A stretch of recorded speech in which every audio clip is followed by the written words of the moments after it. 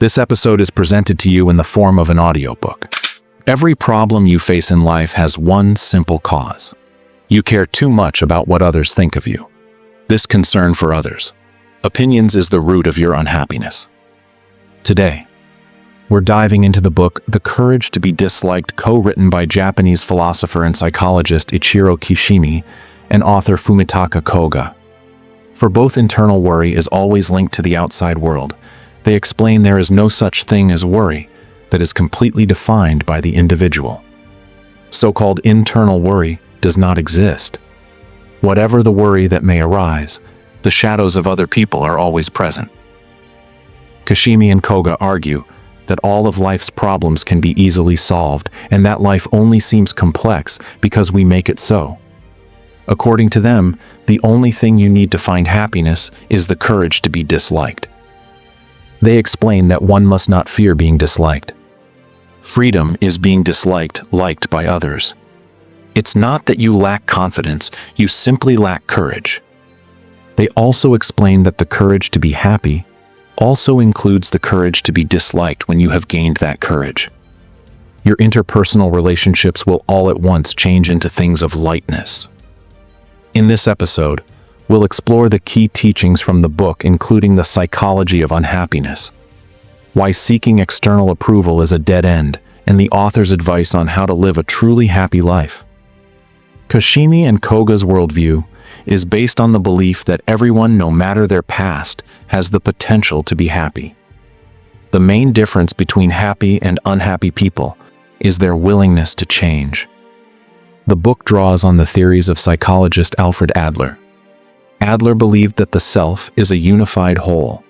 Our body, mind, emotions, and both conscious and unconscious thoughts all work together toward a common goal. According to Adler, everything we think, do, or feel is directed toward achieving that goal, even if we're not fully aware of it. In Adler's view, goals don't just affect our happiness, they shape who we are. This perspective suggests that the goals we set drive our sense of self. Kishimi and Koga expand on this. They explain that Adler doesn't focus on fixed personality traits, but looks at people through the lens of their lifestyle. For Adler, your habits, emotions, and thoughts make up a lifestyle you chose at some point and continue to choose, because you believe it's the best way to reach a goal. For example, Kishimi and Koga would argue that there's no such thing as a truly antisocial person. Instead, they see antisocial behavior as a choice, a way of pursuing certain goals. Kishimi and Koga take this idea further by suggesting that the goals we set not only influence our actions, but also shape our emotions. First, you decide what you want, and then you create the emotions that will help you achieve it. For example, imagine someone wants a job but becomes so anxious about the interview that they can't prepare or even attend. They think that if their anxiety went away, they'd have a better chance at getting the job. However, Kishimi and Koga would argue that the person's true goal is to avoid the interview, so they create the emotion of fear. The person doesn't really want the job. Their true goal is to simply avoid the risk of failing the interview, and fear helps them to. That Kishimi and Koga also address the argument that past trauma can stop people from finding happiness. They counter by saying that not everyone who experiences trauma is stuck in it. For example, while negative childhood experiences may influence your goals, they would argue that it's still up to you to decide what goals to pursue and how to live to achieve them. In the book they write that no experience is in itself a cause of our success or failure. We do not suffer from the shock of our experiences, the so-called trauma, but instead we make out of them whatever suits our purposes. We are not determined by our experiences, but the meaning we give them is self-determining. They also explain that no matter what has occurred in your life up to this point, it should have no bearing at all on how you live from now on, that you living in the here and now are the one who determines your own life. So if happiness is within our control, why would anyone choose unhappiness? Kishimi and Koga argue that unhappiness is actually a strategy some people use to reach their goals. As we've explained, the authors believe that the goals we set influence our emotions. They argue that occasional unhappiness is normal because everyone feels disappointed or frustrated at times. However, those who are always unhappy are often driven by one constant frustrating goal, and this frustrating goal is related to their relationships with others. This is an important point because Kishimi and Koga suggest that your overall happiness depends on the goals you set for your relationships. In other words, what are you trying to achieve in your connections with others? The answer to that question shapes how happy you are. So your emotions and sense of self are shaped by the goals you set, and the goal that most affects your overall happiness is the one you set for your relationships with others. Kishimi and Koga explain that there are two main goals when interacting with others: seeking their approval or aiming to make a positive impact in their lives. Kishimi and Koga argue that unhappy people often make gaining approval from others their main goal. Unhappy people believe that true happiness comes from being seen as good by others, whether this approval comes from a teacher, parent, or society. It always leads to the same result: unhappiness. Essentially, unhappy people believe that being liked by others makes them a good person. Many would argue that the desire for approval and seeking validation is a natural part of being human. However, Kishimi and Koga explain that this is a mistaken view. They explain that humans don't seek approval to find happiness. We find happiness in approval because it satisfies a deeper need within us. So why is it that people seek recognition from others? For Kishimi and Koga, in many cases it is due to the influence of reward and punishment education. Kishimi and Koga point out that even when unhappy people manage to gain the approval of others, it comes with a heavy price in their pursuit of validation.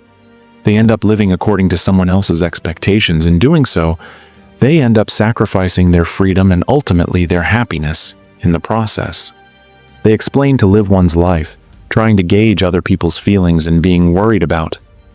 They look at you to live in such a way that others' wishes are granted.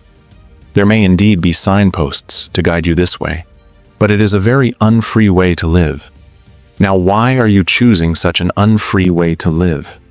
You are using the term desire for recognition.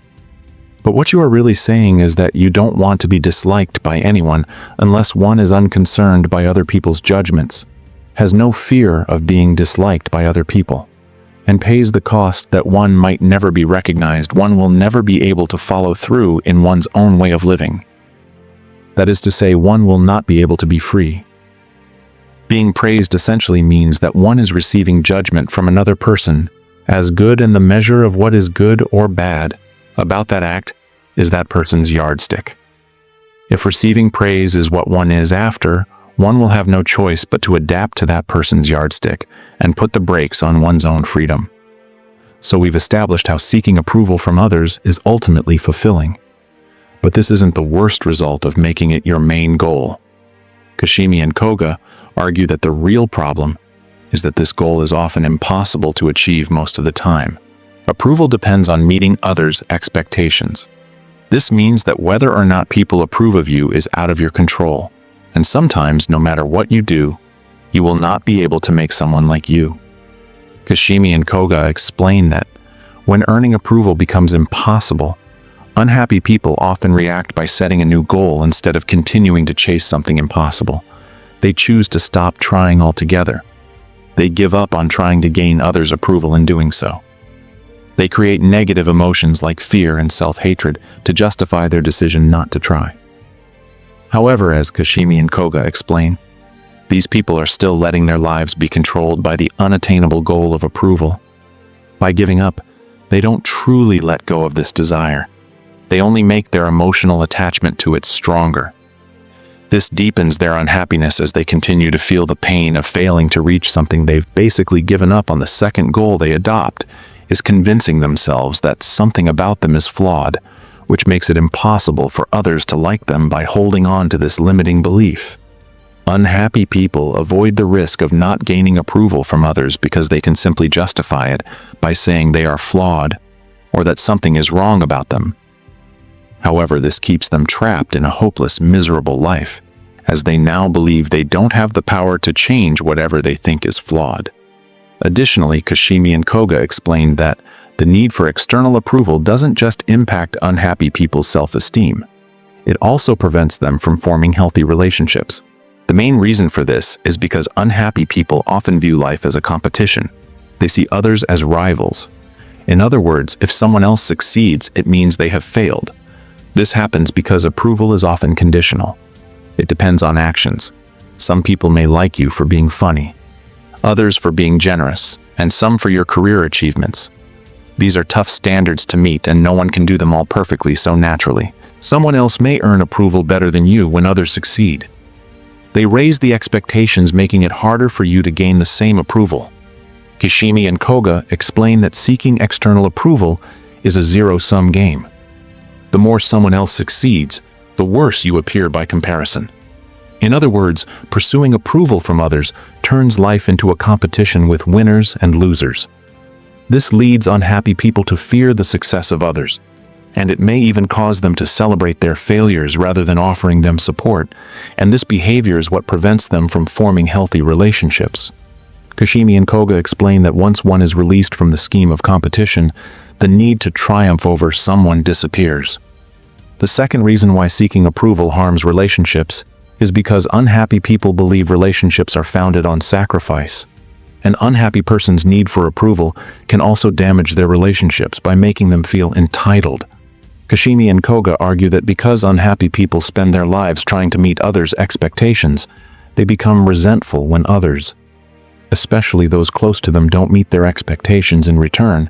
The authors explain that an unhappy person feels wronged when they do something nice for someone and don't receive the gratitude or appreciation they expected. For example, imagine someone throws a surprise birthday party for a friend only to be offended when the friend doesn't do the same for them. In this case, the person organizing the party is really just using the friend to get something in return. If the friend feels pressured to reciprocate but doesn't want to, then that's when resentment begins. Now that we've covered how seeking external approval can negatively impact your life and relationships, let's examine the alternative and look at Kishimi and Koga's advice for living a happier life. Kishimi and Koga suggest that instead of seeking approval, happy people focus on helping others. They find true joy in contributing to the well-being of those around them. For them, happiness comes from genuinely believing that they are useful to someone. Kishimi and Koga argue that as long as happy people believe they are helping others, they don't worry about what others think of them. They argue that you must decide for yourself what being useful means. Once you figure out what's truly meaningful for your life, anything else will feel like a waste of time even if you meet others' expectations. But don't feel useful, then you won't find happiness. They explain that if one really has a feeling of contribution, one will no longer have any need for recognition from others, because one will already have the real awareness that I am of use to someone without needing to go out of one's way to be acknowledged by others.